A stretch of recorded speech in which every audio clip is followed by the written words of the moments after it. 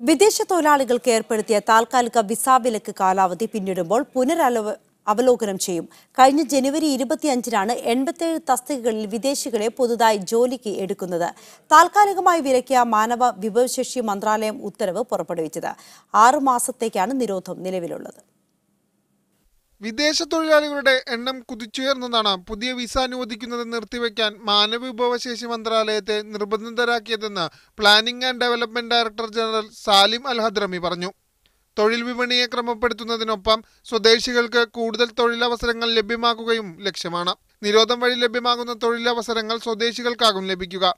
Visa നിരോധം സംബന്ധിച്ച തീരുമാനം ഓരോ 6 മാസം കൂടുമ്പോഴും പുനരവലോകനം ചെയ്യും.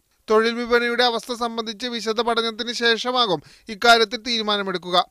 മലയാളികൾ കൂടുതലായി ജോലി ചെയ്യുന്ന male nurse, pharmacist assistant, architect, civil, electronics, electrical, mechanical തുടങ്ങിയ തസ്തികകൾ പട്ടികയിലുണ്ട്. Media 1, Muscat.